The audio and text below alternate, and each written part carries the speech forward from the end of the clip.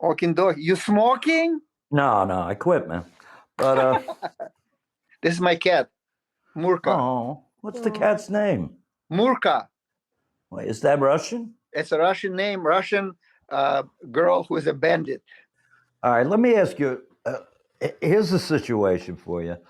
I follow you on Facebook and all that, and you were up for an award in some other country, and I can't remember which country it was, but there was a list of the nominees, and you were showing us as the process unfolded. You were showing us the TV and everything, and I noticed that a couple of the names that you were up against for this award were an actor who's big into thrillers and dramas and this and that. Kellyanne's is big into thrillers. His name is Michael Paré, and another actor who previously passed away, which to me meant Yuri's not going to win this time, was Danny Aiello. Yeah. So you were up against Michael Paré and Danny Aiello, two heavyweights in the industry, and you won. How the hell does that happen? I don't know. I swear Danny Aiello. It's so crazy. First it was happening in London. So I went to London. My first nomination in 2020 before all pandemic exploded. So I'm thinking to myself, okay, so how many times in my life I'm going to be nominated? It's a nomination, so I should go. And I put my pennies together and said, okay, I'm going. So I flew. Thank God I had the chance to stay with somebody, so I had to pay for the hotel.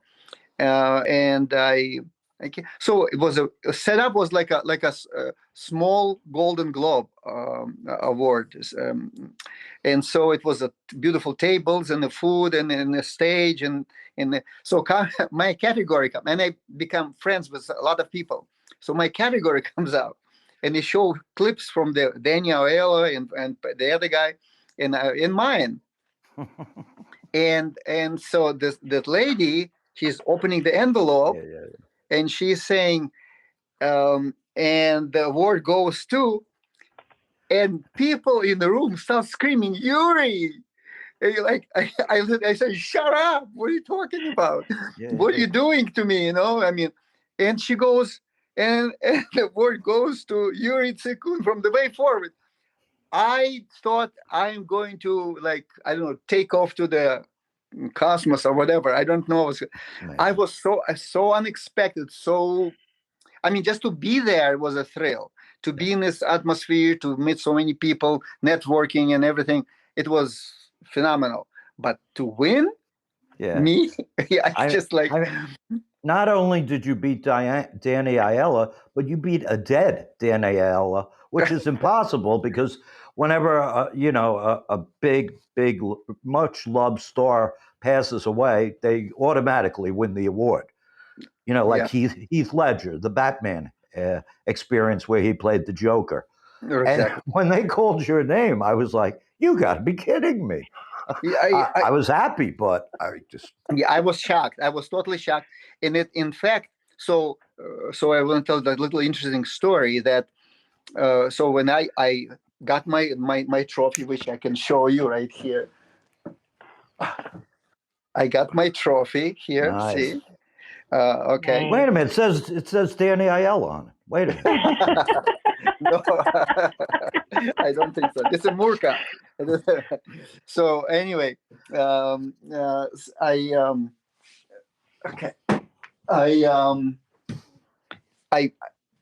just about to get off the stage with a trophy, and all of a sudden the lady of ceremony come to me and say, "Yuri, come here." And I'm thinking, oh my God, they're going to take my award away from me. I go to her. I said, yes. He said, you don't. I didn't prepare the speech, so I said whatever came to my mind, and I told him how so forgiveness is such a great thing, and we need to really go to look for the bright future and not to bring a past with us. And so she like, Yuri, you don't even know what you just said. I said, what did I say? And he said, that's what I'm doing every morning. Try to forgive my father to what took place when I was little, and like my difficulty with him and everything. So it was like unbelievable. He's a real person who actually experiencing the entire situation of drama what took place in the movie in her personal life every time, every morning she tried to get rid of that and forgive. And so, and after that, of course, pandemic happened, and then I got nominated to go to Nice. And in Nice, Daniel was again there. Yeah, I don't know, you know that or not. He gets around for a dead dude. And was more people. I think there were two. It was a lot of like almost 7 or 8. I don't know, many people in already who selected for nomination. And so then I won in Nice. Yeah. And then they submit me, or without me, submit me a film submitted to Madrid, and I won in Madrid. And then submit to Antwerp, and I won in Antwerp. And then now they submit, and now it's the World Independent Cinema Award. It's a combination of 7 festivals together. They told me that they select out of 1,000 movies. 1,000 movies was selection. Wow. And our movie would have 4 nominations, and it was me 5 nominations. It was the 6th time. So I cannot believe that I within 2 years I got 6 nominations and 4 wins. I just can't believe.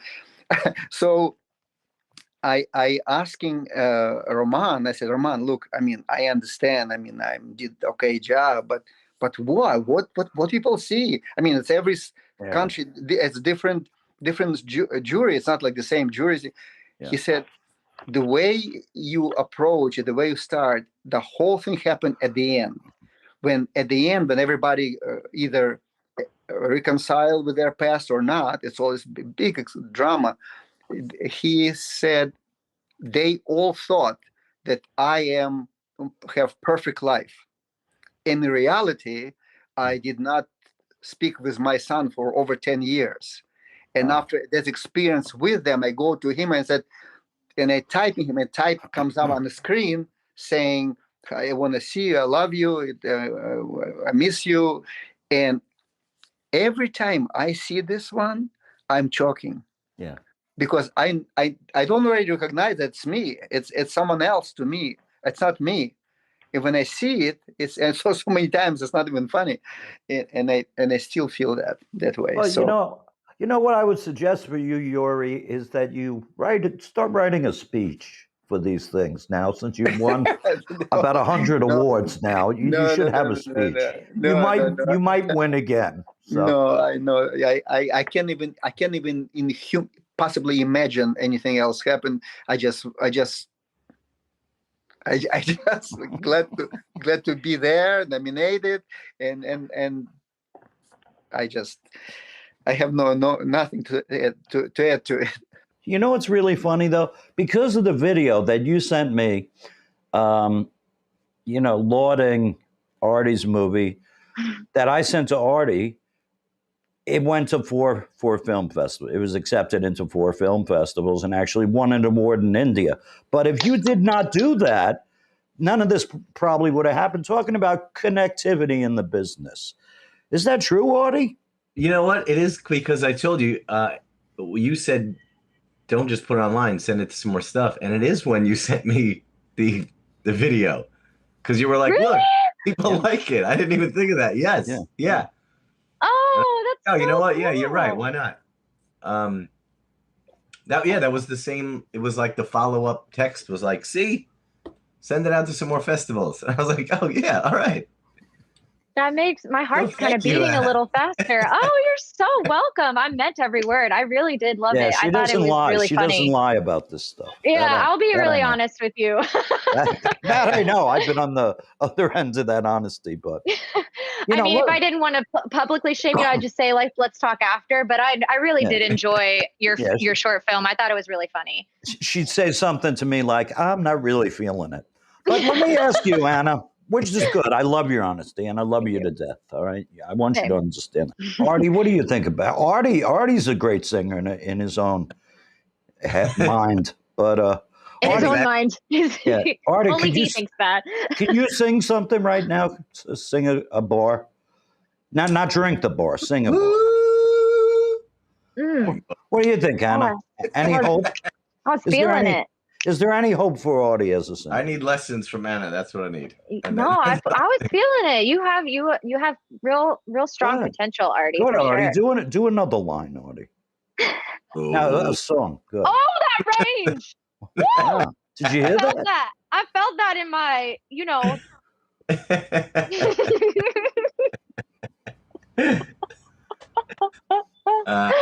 Sorry, that was inappropriate. I'm gonna. That's what we're here for. Oh, what Artie does. Now I'm gonna go sing. I'm gonna start singing because, the last time I gave advice, it was good.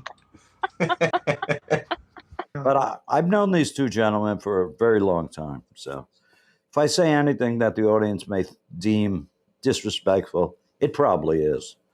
Okay, so yeah, most likely. All right, Mark. You're kind of in the stilts business, right? What is that about? You act on stilts?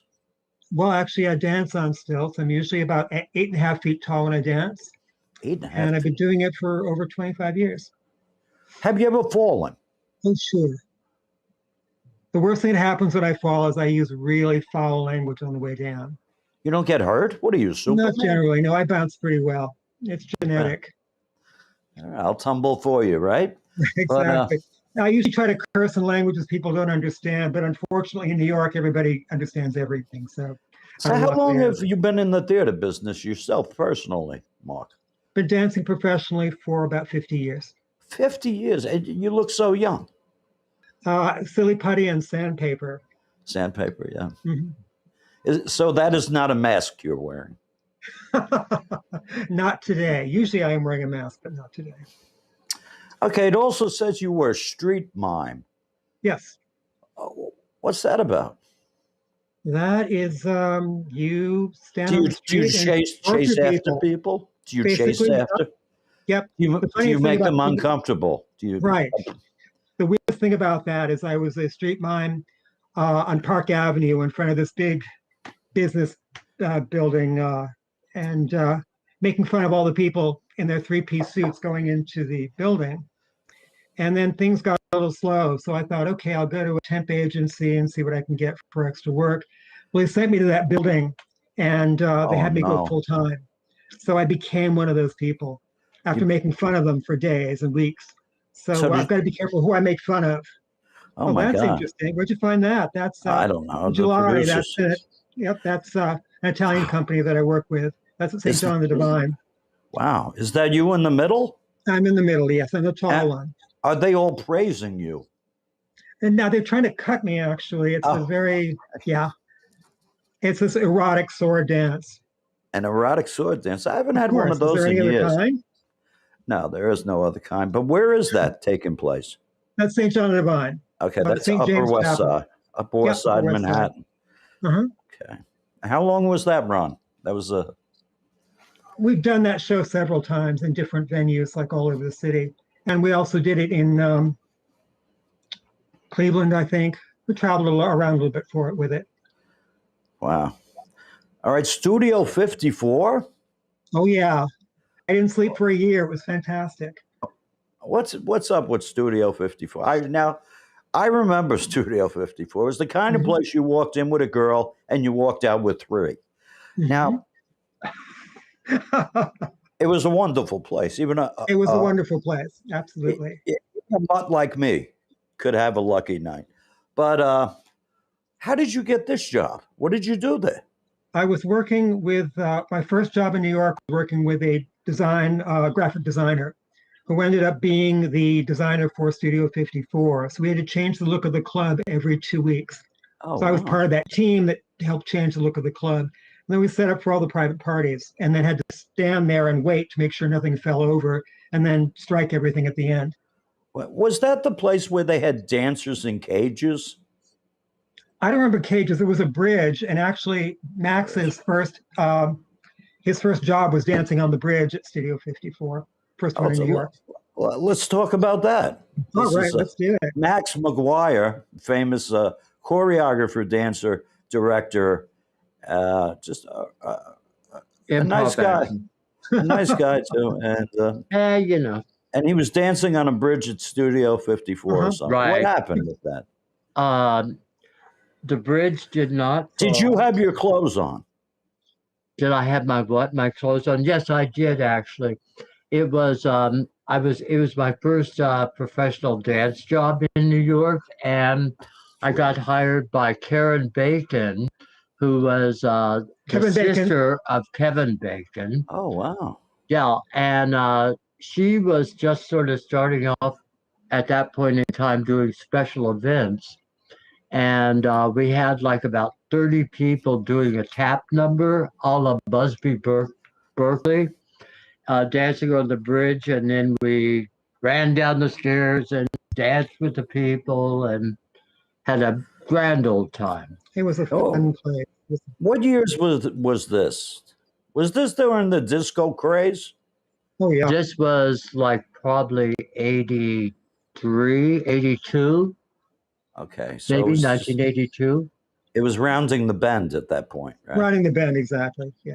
Right. So did you enjoy your time during the disco era? Which one of us? Whatever. It was a great time. It was, if you chose it to be an innocent time, it was. If you chose it not to be, it wasn't. But you could dance with everyone at the table, and that was really, really fun. I mean, the whole disco craze was amazing. I was teaching at that time too, and I would have 100 people in class at a time. Oh, wow. Great. What did you teach? What did you teach? I taught hustle. You taught the hustle? I taught the hustle. Yeah. Excellent. Do you still know how to do the hustle? Oh, you bet. Absolutely. No, I used to go to clubs way back then and watch all the really amazing dancers and pick up the steps and then teach them to my students. So you still know how to do it? Oh, absolutely. You kidding? All right, get up. Give us a twirl. I don't think I'm wearing pants, so I'm not sure come on. word. Oh, you're not. Definitely get up then. Definitely get up. Not a chance. No. All right, so we'll check on him. Give you a little of the history of it. The first hustle was a step, step, step, touch, step, step, step, touch. The Latin hustle was in 3 and 1, 2, 3 and 1, 2, 3 against 4/4 music, which made it exciting because you only hit the downbeat every 3 or 4 measures. Did you meet any famous people while you were hustling around? Oh, you bet. Yes, absolutely. Who'd you meet? I don't want you to name drop, but who'd you meet? Well, let's see. Janet Leigh, for one. I did dance with Adrienne Barbeau. She was fun. Oh, wow. Danced with Trump's second wife. Which one was that? The blonde. Marla Maples. Marla Maples. Marla Maples, right. I ran into Katharine Hepburn literally in the street in a foggy night, just went smack into her. That was interesting. And New York is great for that. You know, New York is an amazing place. We were doing a special event in Ohio, and John Glenn was there. That was where we also killed the audience. Yes, we killed them. Accidentally or? Accidentally. Yeah, the florist keeled over in the middle of our performance, and we were sent over to perform in front of the body so no one would look at it. Let's see. Look at the two of you there. Oh. Ah. This is our couples reel. Yeah. Oh, this is so fantastic. This is one of our daughters. Oh, it's a boxer. I had a boxer. Oh my God, that is so beautiful. Oh, the two of you working together. Yeah, we do quite often.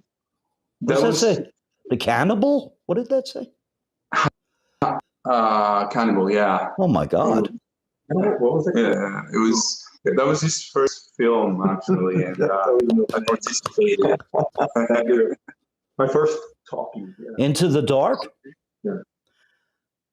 Oh, there it is. It's our music video. For Andrew. I'm at the end of the movie. Yeah. You get arrested, right? I arrest Andreas, I believe. I think. I saw him. There's Yeah. John. I still talk to John here and there. Yeah, he's a great guy. Yeah. Oh, look at the no. two. Oh, you're singing to the homeless. Oh, sweet. I was supposed to be his son, taking him to their retirement home. Yeah, That was, look at that guy's head. But that was the ad-libbing, right? Yeah, right. That was a hard song too, because it's a meter change. I think, yeah. Oh. Who are you frolicking around? Yeah. Who do you think's better looking? I'm going to ask my audience. Who is better looking out of these three? We're gonna put the dog in there too. Okay. DD, are you the best looking of the three? Yeah, she is. Look at that face. I got my great co-host Desiree. It just rolls off my tongue. It rolls off my tongue in a very creepy kind of way. Desiree Caprice. She's brought today someone from the UK, actually, a rapper from the UK who goes by the name Le Magnifique. Well, what do you want us to call you? You want us to call you? Yeah, well, you can call me Le Magnifique or Selwyn. I mean, Desiree knows me, from a long time, so you can call me Selwyn, but we're all friends here, so yeah. All right, let me ask you a question. I see your video's not working. Are you Banksy? Sorry? Banksy? Are you Banksy? The graffiti artist? No, I'm not. I'm not Okay. Banksy, no. All right, so this is not Banksy, everyone. This is not Banksy. We got our co-host with the mostest, Kellyanne from Canada, the Canadian Goose Queen. Hello. Kellyanne, what's the publishing, the producing outfit of this show called? Hello, Hooray. Hello, Hooray! Yay! All right, that stupid name. That sounds like something my baby would say. That's what we're reduced to here, Zach. That's your demographic. Now, let me say that you played, I don't remember, was it a leprechaun in the Super Fun Time, the crazy Super Fun Time show? Was that a leprechaun? That's a leprechaun pimp called Magically Delicious. It's actually my first character I ever did. You can find it out on YouTube.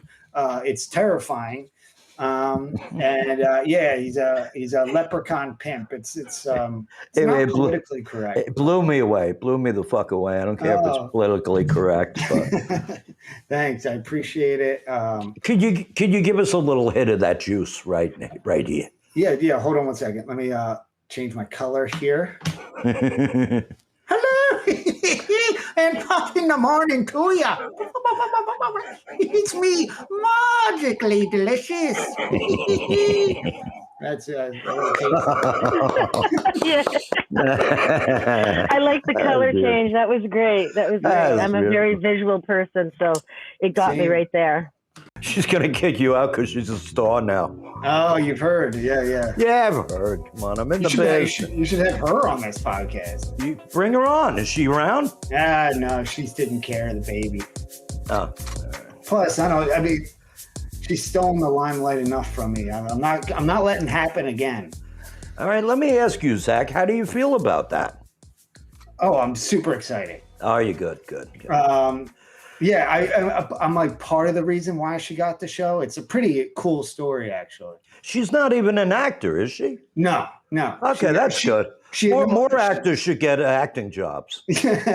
Yeah, I actually, I was the host and actor and comedian, and I actually saw this post show up. It's actually a pretty crazy story. I don't know if I have time to talk about it, or maybe we do a proper introduction. I don't know. Is she coming in? Bring the kids in too. No. I want to see if they look all right. Oh no, they look like trash. They haven't bathed in days. But is this how the podcast starts? But there's another example of my wife stealing the spotlight there. I can't believe she's such a star now. I mean, not I can't believe it, but it's a wonderful thing. What network is she on? Her show? It's Peacock, NBC. Peacock. You know, I just downloaded Peacock. It's free. It is free, but what's the name of her show? We'll give her a plug here. Why not? Yeah, sure. It's called Backyard Blowout. Sounds like a porn on Peacock. Is it porn? It is porn then. It's porn. Yeah, it's a family-friendly porn. It's like gardening porn. Gardening with children. Which is weird. On Peacock, which also guy sounds is the like funniest fucker. But yeah, check it out. Oh, but it's crazy how it happened. So me and her, we were working at this community garden that we helped start in Ridgewood, Queens. Yeah. And she was the founder of it. I helped out. I did all the grunt work. And I was walking home from the garden, and I swear to God, I had this I'm not a religious person, but I had this calling from up above that said, when you get home, check Craigslist casting calls. There's something important on there. You had a vision. I had a vision, and when I got home, and usually just Craigslist casting calls is people having sex with feet, usually. But this time, second thing on the list, looking for married couple for backyard design show. So I was like, I had that calling, okay, and this your wife has a background in design. Is that correct? Yeah, she's an interior designer and garden expert, and she was working at a landscaping company at the time. So I was like, this makes so much sense. I was like, I had this calling from God. This is here. We've got the TV show. And so I called my wife. I was like, when you get home, we're submitting to this. We're going to make a video. Wow. So we submitted it, and they got back. Casting director liked us, wanted to do an interview the next day. And then I didn't hear anything for months. But I was like, shit, I could have sworn it was going to happen just because I had that calling and it was a thing. So I was like, I called the casting director. I was like, what happened? I could have swore I was going to get this. And he's like, yeah, well, we did a focus group and we thought a married couple would be weird with other people's kids for this show. So thanks, but no thanks. And then a couple months go by again, and I get an email and it says, we'd like to revisit you. And I was like, yes. And then I saw Dear Sana. So, yeah, I get it. Yeah, they just wanted my wife. His beautiful wife, his name is Sana. Yes, her name's Sana Garner. Sana Garner. Go to Boston with that. Yeah. Sana Garner. Sana Garner. Sana Garner. So are you, come on, be honest. Aren't you a little bit jelly of this whole situation? Come on. You've been working your ass off for years in the industry. Oh, man, you're going to make me cry. No. It was like Gina and Barbara Streisand. Was that her? Who? Wasn't it where she always made guests cry? Oh, yeah. Barbara Streisand. I thought that was Mike Tyson. I think you're thinking of Barbara Walters. Walters. Yeah. Yes, you're right. Barbara Walters. Good job, Goose. Good job. Good job, Goose. I got the right You got Barbara right, so that's all that matters. Yeah. What was Barbara Streisand in movies or something? Yeah. But, she cried lots. Oh, no. Her songs make me cry. Yeah.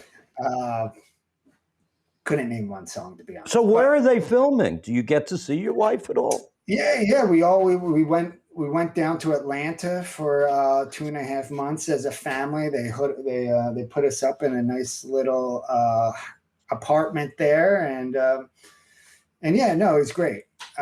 Did you have nothing but happy for her? Did you have to fetch coffee for her? She just came in. Come on, bring her on the show. Sean, you want to come say hi real quick? Come on, plug your show, Sean. I've been talking about.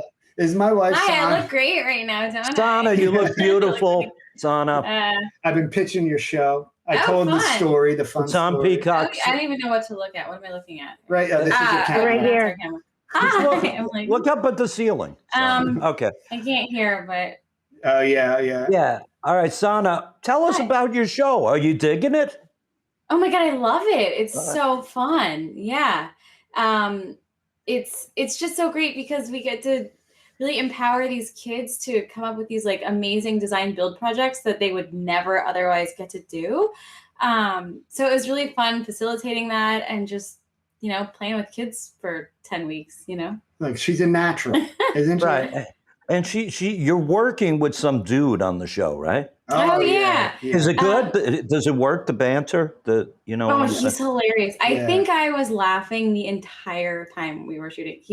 He's witty and creative and super musical. So, but yeah, I just told the story how I was replaced basically by a much taller, more handsome version of me. I'm not sure how you say replaced because they had him on lock before they even. Come on, you know what the studios are like, Zach. I gotta go because we've got a 2-year-old who desperately needs to have dinner. Oh. Yeah. Do you have a social media site? Can I ask you one question? Sure. Is he funnier? Is he funnier than Zach? No, Zach's the funniest person I know. Okay, then you're okay, Zach. Don't worry about it. Don't worry about it. I'm paying her right now. Oh, okay. I'm giving her money under the table. Whatever. The chair arm. That's so sweet. How long have you been married like that? We've been married 10 years and we've been together 20. That's so sweet. Yeah. Wow. Yeah. Yeah. She doesn't look a day over 20, but that's how long beautiful. He's beautiful. I don't know how she married a mutt like him. I don't know. I hear there's hope for me. I hear our little sweetie screaming. Okay. I gotta go. It was so nice talking to you. Thank you, Sana. Thank Okay. you so. Bye. Good luck on your show. Break a leg. Check it out. Backyard Blood. It's on Peacock. Backyard Blood? Blowout. Blowout. I thought you said blood. I'm sorry. Yeah, sorry. I'm not enunciating. I didn't do my vocal warm up yet. Oh, get out of here. Okay, bye. All right, there you go. Thank you, Sana. Little cameo guest spot. No, we're not bringing in the kid, Shard of the Beast. Come on now. Getting weird here. Wow, she's beautiful. She's incredible. Oh my God, she's beautiful. Yeah. She does look 20. She does look 20. It's like, oh my God. How do they do it? Look at me. I'm 25 years old. It's the booze that ages us. Tristan, what did Des tell you about things? You are interested in interviewing or just kind of having me on the show to kind of talk about just movie stuff, production stuff, whatever. I'm hanging out. And Pretenders. I'm here to talk about a movie that I've got coming out in October. Oh, do you have is that the movie that Des is in the bathroom in and she gets kidnapped? No. Business. The bathroom business. He's obsessed. Yeah, man. Tell her. Scene. Who started this? Anyway. How long is the film? It's 90 minutes. Wow, it's like a real feature-length film. Yeah. We put that whole thing together. It took probably, I don't know, we shot principal photography in like 3 weeks. Wow. Is it in the cutting room now? Is it? No, it's fully done. We actually won the best feature film prize over at CineQuest this year, which is a film festival based out in San Jose. And through there, we actually found we got acquired. We found distribution through a company called Gravitas Ventures, and right around middle towards end of October, we'll be out on like video on demand services, just a ton of streaming services. But we'll have a lot more details posted within like the next 2 weeks. All right, let me ask you a question, Des. Yeah. Who do you think should play the Black Batman? There's not going to be a Black Batman. Why not? Idris Elba. Because he did great Bruce Wayne, like with the accent and everything. Well, Bruce Wayne doesn't have an accent, but he could. I'm gonna say Idris. I'm gonna just say Idris and leave it at that. And what do you think, Le Magnifique? Who will be the Black Batman? Well, I tend to agree with my sister there. You know what I mean? Because he could be very posh, and of course Idris Elba has, he was born in the same city as myself, and he has that accent, which would sort of like grab you. So I think he'd be a good one. Definitely. Great actor. Why do we have to have a black Batman? We got enough black characters. Let's go and dig back in the comic crates and get a black comic character that has not been done yet. Yeah. Let's get somebody who's already black. I get that for sure. What do you think, Tristan? Transplanting like Batman, who his entire story is about, I don't know. I won't get too into it, but like it's just like a white privilege story, the whole thing, and it's right. find a superhero. Right. I know. It's white privilege. His family gets slaughtered and murdered. All right, Tristan. At a opera that costs $1 million a ticket. His family got slaughtered. Tristan. They got slaughtered in tuxedos, though. Oh man. All right. So, Tristan, let me ask you, who's the Black Batman? When you said Idris, because I know this bothers him so much. So, yeah. Idris Elba was up for 007 for a while, right? So what about Denzel? No Denzel?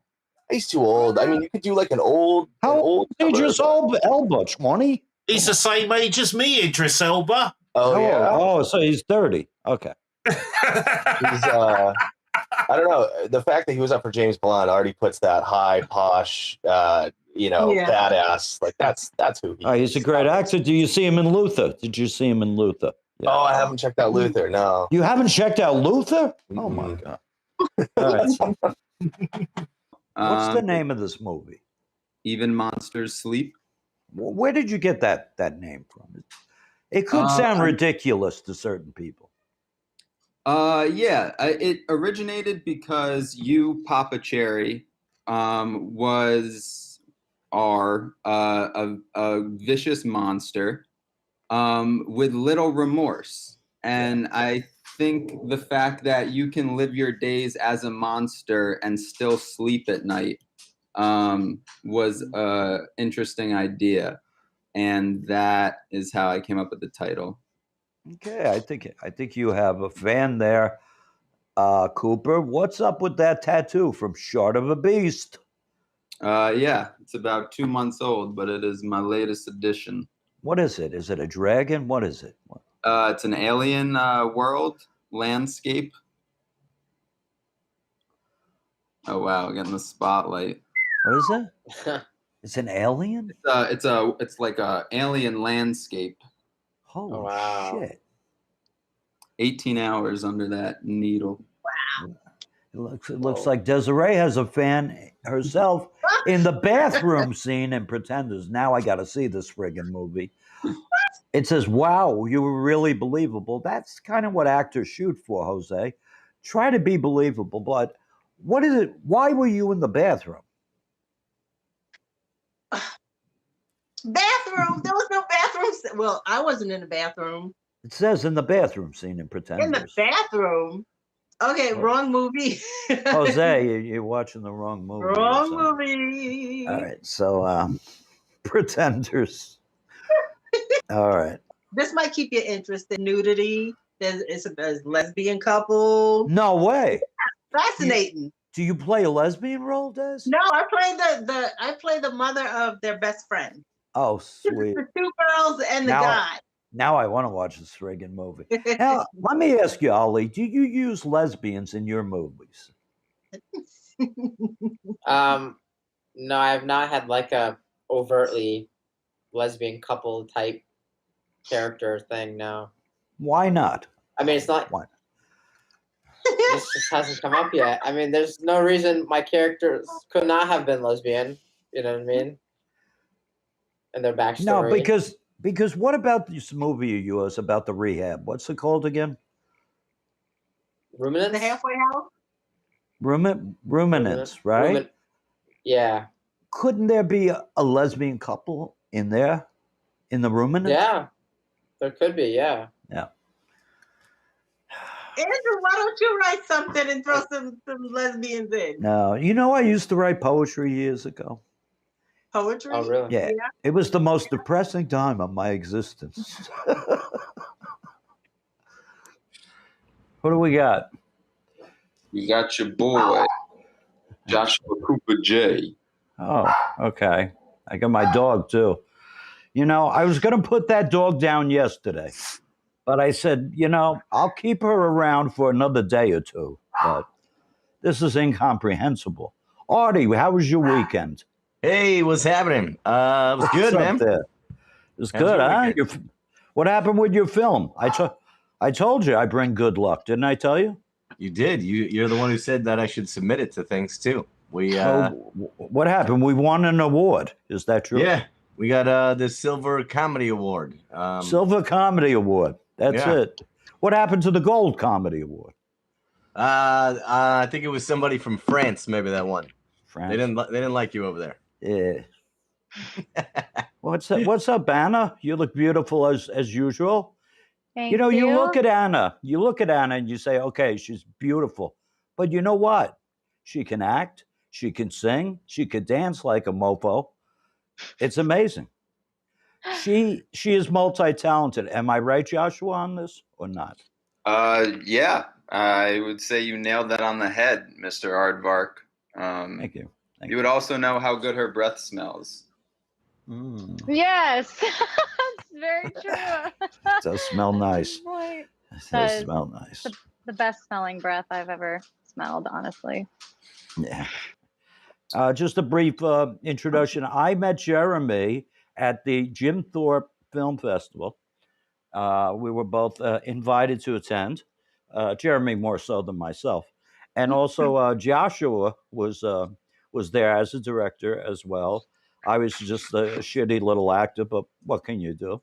So Joshua and Jeremy are like writers, producers, not really actors, but you know, Jeremy's got that one scene. Yeah, it was. I would classify Jeremy as an actor. It scared me as an actor. Also saying how attracted you were to Jeremy the second you saw him on the bus. No, you know what's funny? Let's talk about East Coast, West Coast. All right? Now, check this out, Artie. Jeremy's on the bus. We don't know he's on the bus. We all took a bus there because, you know, we're making so much fucking millions in this showbiz career.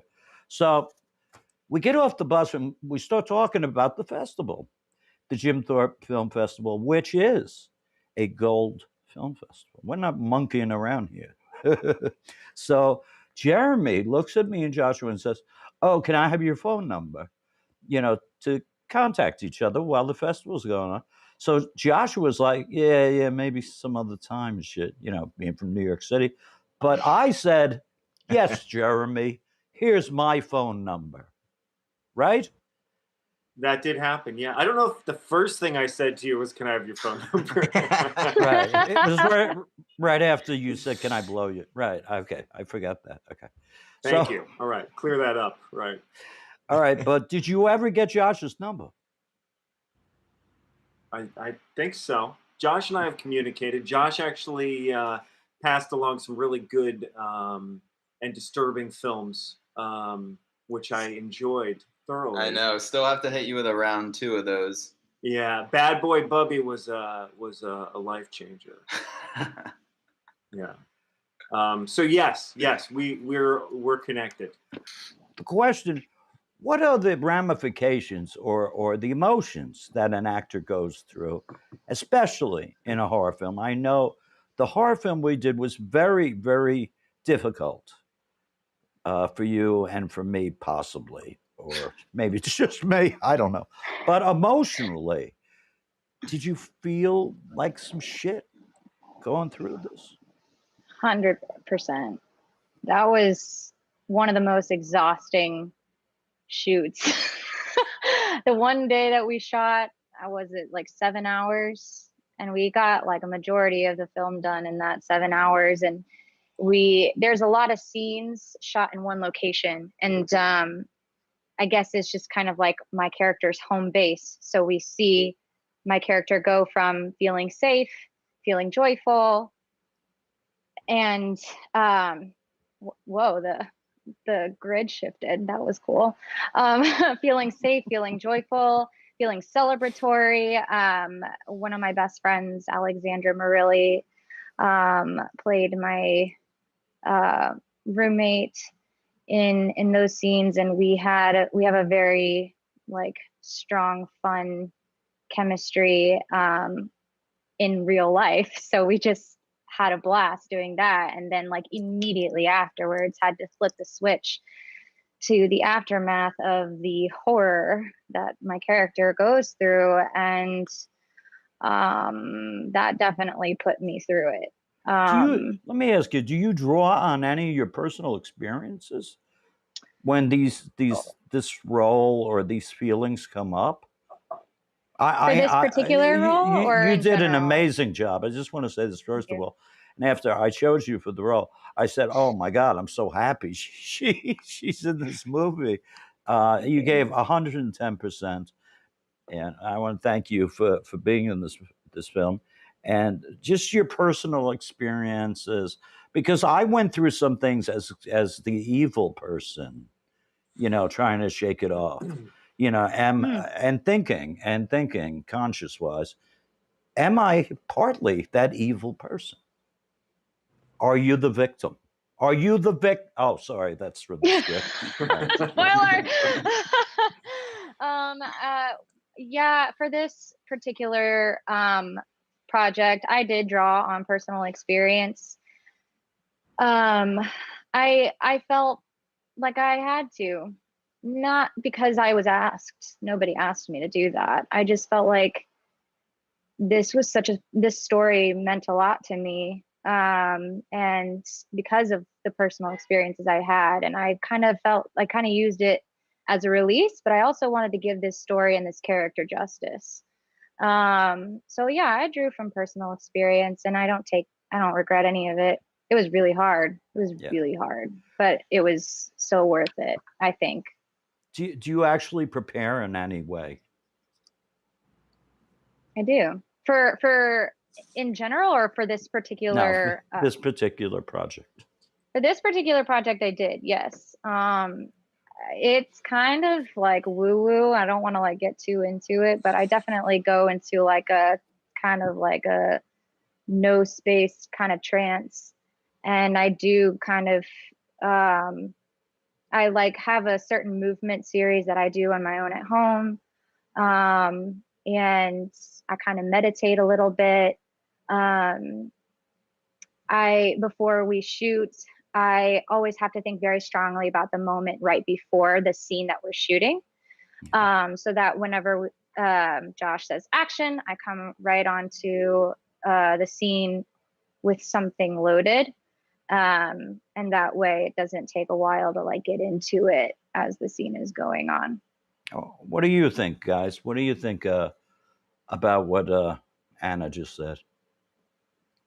I would also touch on it because I obviously worked with Anna through the whole film, and I feel like we worked very well together, but it was also because I really wanted this role to be personal, and I think I expressed that to Anna, and she actually built out the character Delilah Anderson way more than I ever could have or did in the script. And she really built out this whole person. And I think whether or not she pulled from personal experiences or not, is she really embodied this character and thought like her, created a background and all this shit that never even comes into the movie, wasn't even part of the story, but she really not only took the time on acting to like get into that mental psyche of Delilah, but she knew Delilah. She was Delilah. She was able to tap into Delilah when we did improv scenes. And even there were scenes when I said cut and we were stopped shooting and Anna was still bawling her eyes out. And those scenes made it into the film. And it was real, raw emotion. And I think that's one extremely talented and just like super unique and gifted way to do it. But I think that was also just super cool. Oh, I've forgotten all of that. I feel like that was like the story, the like background work on Delilah that I did was like last January before COVID. And I remember doing that and I completely forgot. Thank you for bringing that up. So much has happened since then. Time to throw up. All right. Yeah, So- right. I will never eat split pea soup again. I swear to you. I stocked up on a lot of soup during the pandemic. And I ate, after that one shoot, I ate all of my soups, but I still have split pea soup in my pantry. I can't eat it anymore. Does anybody want some? I'm trying to get rid of it. I had that blood in my mouth, the fake blood in my mouth, and Josh was like, "I think that might be toxic or poisonous, Andrew. I'm not really sure." And I'm like, now you say something. I'm like, screw it, man. I hope I don't swallow. I got Jen Lieberman. Do you like to be called Jen Lieberman or Jennifer Lieberman? What is Either one. Just use my name any way you want. All right. As long as I get attention, I don't care. All right. So Jen Lieberman, award-winning writer, performer, and producer from Potato, Canada. And of course, we got our co-pilot today, Artie Brennan. Hey. Now, let me ask you a question, Jack. Yo. Why did you put me through hell to get this role? And Artie Brennan walked in and said, "Hi, I'm Artie Brennan." Did I get the role? "Hi, I'm Artie Brennan." I had to go wait a week. I had to go upstairs that were like Mount Kilimanjaro to audition. And Artie Brennan walks in like, "Hi, I'm Artie Brennan." Did I get the part? Well, let's crank back the Wayback Machine. So you came and you auditioned down in Soho, didn't you? Yes, it was Soho. Yes. Yeah. So you were part of the first round of auditions. Right. And the reason why Artie got cast the way he did was just sheer desperation. Did he pay you? So he didn't pay you. He didn't pay me. Let me ask you a question, Jen. You're in Maple, Canada. Is Potato. that it? Maple or Potato, Canada. What is that T-shirt you're wearing? Oh, I'm wearing this shirt from the show. Yeah. Now, why did I not get a T-shirt? Is it because I'm too fat? Yes. Okay. Yes. Thank you for confirming that. Jen, what's going on with you? You wrote a book. It was too graphic or something with the title, Year of the Pig or the Slut or some shit. And now you had to change the cover, the title? Yeah, so my one-woman show that I did several years ago was called Year of the Slut. And I did it in LA as a showcase piece. And I joke in La La Land, nobody showed up. But I felt like I had something and I enjoyed playing all the characters, and I chipped away at it and ended up going to New York with it and won the Audience Choice Award at the Frigid Festival, which is a winter fringe festival. So that was awesome. And then I had several people suggest that I adapt it into a novel. And I did. It took me several years because I get really jazzed about it and then submit to publishers and agents and not hear back, and then be like, okay, I'll do a web series now. I'll do something else for a while. And then, so it was a lot of stop and go. At one point I hired the wrong editor. Her feedback was so bad that I couldn't look at it for 2 years. Anyways, finally, I found a great editor and I got it together and I published it. I self-published it through Amazon. My boyfriend at the time just kind of encouraged me. He's like, just get it to the finish line. Don't even worry about selling anything. Just finish it. Just finish it, get it up on Amazon. So I did. And for 2 years, I was really trying to get it out there. But because we live in such a sensitive time where people are afraid of words, I was censored from doing any advertising on Facebook, Instagram, Amazon, where it was available, because the word slut is considered too offensive, even though the whole book is kind of deconstructing this word that's used as a weapon against women. It's a feminist piece. But if it's from a woman, wouldn't it be okay then? No, because the algorithms don't have any idea of context. It's just an algorithmic thing. And I actually, over the pandemic, while I was relaunching this, it's funny, a colleague of mine who's a best-selling author suggested I change the title before I came to New York to do the show with you guys. And I was still married to the title because I feel like the reason it did well in the theater is because the title grabbed people and was able to get people's attention and get butts in seats.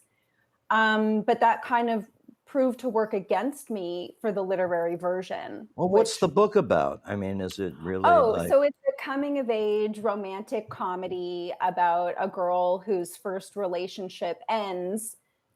She's just turns 25, 6 months out of her first relationship, completely heartbroken, still looking for the one, like had saved herself for the guy who she thought was the right guy, and then finds herself navigating the New York dating scene as a 25-year-old virgin once removed.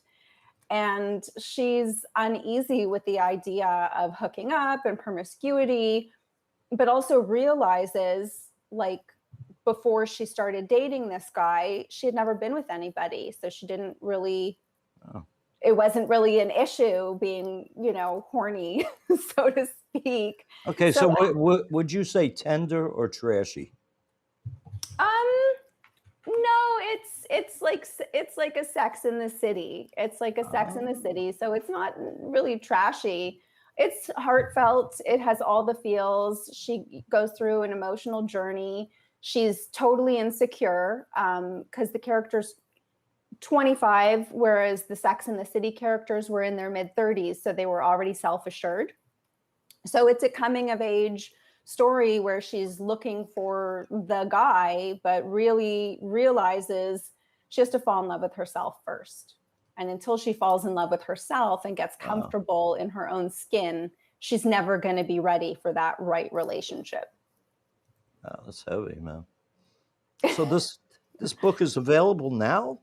Yeah, so the title is now Year of the What, and it's available everywhere books are sold. So, of course, Amazon, Barnes & Noble, all the usual suspects. But if you support a local bookstore, go in and ask them for it, and they can get it for you. It's also available on Kindle, and it's available on Audible, iTunes. I recorded the audiobook during the lockdown while I knew I was preparing for this rebranding and relaunch. Okay, so that's your voice? Yeah, it's my voice. I played 10 characters in the show, so I do all the voices in the book as well. Today, our first guest on the air we have is Keith Saltajanis from LA, California. Keith is just listening or just listing at this I'm point. here. I'm in the jungle. The LA has really grown over in the last year because a lot of people left.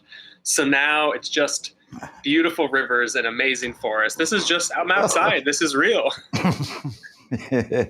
How's the situation there in LA, brother?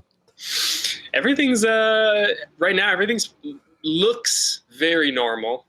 I don't think it is, but everything's basically open. A lot of castings are now in person again. It's full speed ahead. So we'll see how that goes. We have two special guests. One is a special co-host. We'll see. I'm not a special guest anymore? Okay, great. We have two other special guests. We have Lee Simon, who directed the off-Broadway hit, not so much, With a Little Help, ... It's John Belushi. And we have my special co-host, Artie Brennan. And we're going to take a vote at the end of the show. This is streaming live on YouTube. Will Artie keep his job as special co-host? So you can all vote for that. The people have the power. And welcome, gentlemen. Do you see, what's his name, Sasquatch over here? Keith Saltajanis. Out in the woods. Yeah. This is sorry. I mean, I'll just say before anyone votes, Artie, you were late to the beginning of the show, so I feel like you've already missed some points as a co-host. Just saying. Fired. Let me go on with this. You played Dan Aykroyd in the show, right? Did you play Dan Aykroyd in the LA viewing? I did. Yes.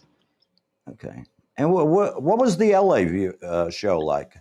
Did you get the 150 people that we got in New York? I mean, the numbers weren't that high. It was more like 145 people per show. But I was in the second. I think Jack did it before, but I was in the second one during the Fringe Festival. We did the International Fringe Festival in Hollywood, and we did that for the first run a number of years ago. And that's where I first did the Dan Aykroyd part. And then we did a couple of runs just to put it on its feet before coming to New York. But it's very different because the theater scene, it's not really a theater scene here. Theater's like more for theater nerds in LA. Right. While in New York, people are like, it's the to-do. You go and see theater. So it was really great. Okay, and you have a film out now or something? What's going on? I do. I have a stock something. Yeah. Where's your research? Where's your note cards? Come on. I don't want to look. Wait a minute. It's called stock footage. Stock footage. I got it written here. Yeah, there you go. I shot it during the pandemic because you can't keep a creative person down. So it's about a guy who lives in the world of stock footage, if you know those things, like the royalty free where everything's super cheesy. So it's a guy who lives in that world, but then he becomes self-aware and he wants to get out into the real world. So that's a new film that is in the festival circuit now. It's kind of a weird concept, Thank you. Yeah, I love it. Most of my stuff is like that sci-fi where it's like alternate realities because I love that stuff. Did you green screen yourself into did you write it with pre-existing footage in mind? I did. I got a bunch of the cheesiest footage I can find and I shot it right here, except this was a green screen instead of a forest. Nice. So I just found the cheesiest, dumbest footage I can find and then worked the script into that. And then there's an overlaying arc and a nice happy ending, hopefully. But all from using cheesy, and all the music is royalty free. Like everything about it is royalty free. Wow, cool. Oh, that's awesome. Besides the obvious question of why weren't me and Artie in this film, another question I have is... If you were in stock footage, you would be in it. No other real humans were in it. And Irishman like me, I'm very involved in the film business, I want you to know. But I've been to about 10 to 15 film festivals, okay? Very successful actor in New York City. I'm a member of Actors Equity, which means I'm a stage actor, which means I'm better than most of y'all. All right, so with all that humility behind me, how hard would it be if you're concentrating on Taiwan films for this Irishman, this bloke, this drunken Irishman, to get on this film festival? Luis, do I have a chance? It won't be hard to actually submit to us because those dumb artists of those Irish people will have a good chance, especially if you talk to me like this.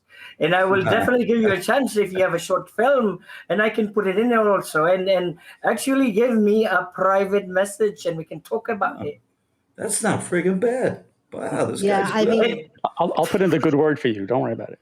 A great guest is the wonderful, the beguiling Tamara Orlofa. Thank you. Yes. That's not Hello. bad. Hi, everyone. How you doing? Right. I'm very well. Are you calling in from London, England?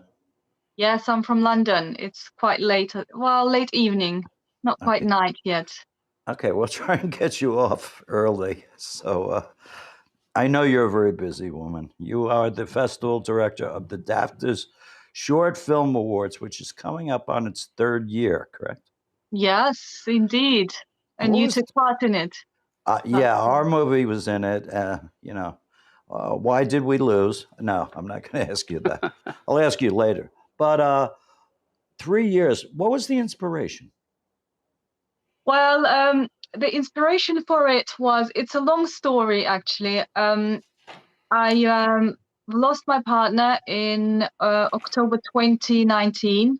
A couple of days ago was the anniversary, actually. And sorry.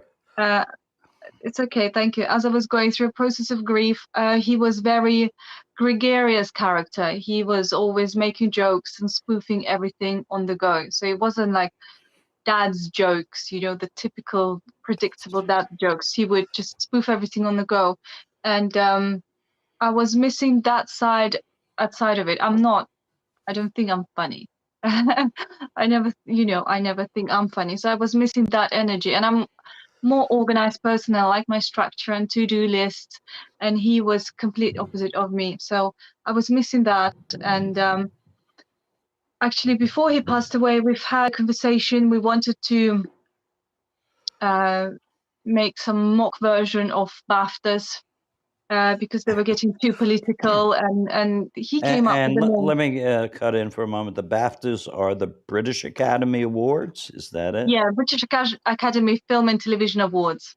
Okay, thank you.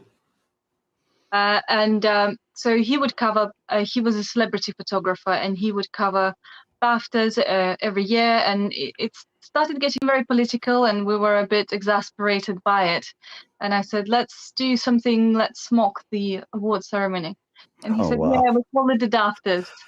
And yeah, it just, came together. And as I was going through the process of grief, I thought that that would be a very good way of kind of recognizing Joe's sense of humor and having something ongoing and lasting that would also encapsulate his sense of humor and his love for life. Okay. It's a very hard story. A lot of people ask, and I don't know how, it is a story of this festival, so I can't not tell it when people ask. Brittany, you used to be a trapeze artist. Is that true? Oh. Did you work in a circus? Oh, it sounds cooler. That was my first job in New York. Circuses are freaking cool, right, Artie? Yeah. That's awesome. I need to hear more about this. Yeah. Okay, well, I could lie to you and say that I was a really good trapeze artist, but I'll tell you the truth, it was my first job, so I was just behind the desk all the time. Oh, because... Oh, I know. That's pretty sad. But it was pretty cool to watch all these people do things. Oh, was there like a strong man? A strong man? Was this a circus? Or what was this? No, it was just, the trapeze, like... Like the flying Wallendas or something. Yeah. Straight body doing this. Yeah, you know what's going on. Then you spin. What is she doing? You know what I'm talking about? Yeah, you look. That's why I didn't do it. That's why I stayed behind the desk. Was it the thing that regular people could do? Yeah, and then after they were done, they were like, yeah, exactly. That's exactly. After they were done, they were like, I'm a professional. You are. Awesome. And we have another professional who just joined us, Anthony Giordano, who I didn't know if he would show up, but hey, darn, it's so good to see you. Man. It's good to see you. So sorry. No, don't be at sorry. Apartments. You just got hitched or some shit, right? I did, and some shit. That's why I didn't think you'd be here. I thought she'd be like nagging you already. Like, you can't go on the podcast. She nags me to go ahead and start it and get out of her hair. Oh, okay. How's it going? Are you still married? We are. So far, so good. After like 2 days? Yeah. Good. Yeah. Good. I think we're going to set a record, go for 3 tomorrow. So where did you go? You went to Tennessee now, right? Well, we went to North Carolina, and then we did like 3 or 4 days in Nashville. And that's where I suppose I took that full roll of pictures for you on Instagram. Okay, and nobody was really wearing masks, right? And they were all coughing on each other. Is that true? Yeah, no. Every single bar, people were just hacking all over each other. Can you bring a gun into one of these bars? Can you bring a what? A gun into one of these bars. I mean, I didn't see it advertised as such, but I'm pretty sure, yeah, you could have guns in there. Okay, so did you bring us back some? I mean, what the hell? I mean, well, we packed as much heat as we could just in case. Jessica, what do you think about gun control? Oh, that's a quick turn. I was ready to hear more about this honeymoon. All right. Go ahead. What did you guys do at the honeymoon? And congrats, Anthony. Yeah, congrats. Thanks, guys. Well, I thought you were married. That's right. I didn't know. That's exciting. We'll pretend. Yeah. We went to a bunch of gun rallies. We had a good time. We went to a tractor disco, which I highly recommend that if anybody can do that in their lifetime, they should. A tractor what? What's that? Disco. Disco. Those It's words usually belong together, I think. Yeah, they do belong together. Yeah. So the tractors actually break dance or something? I don't get this. Well, I was sort of disappointed when they did not. Okay. No, they just pull us along and we dance and run behind them. Oh, this is great. Like a Congo line? Like Yeah. tractors? I wish that's what it was. You could tell people that from now on. Yeah, I think I will. Thanks. Yeah, no problem. So what is this movie that's going on that everybody's in but me, of course? Something about a cabin in the woods. What's it called? Cabin in the woods? What is it?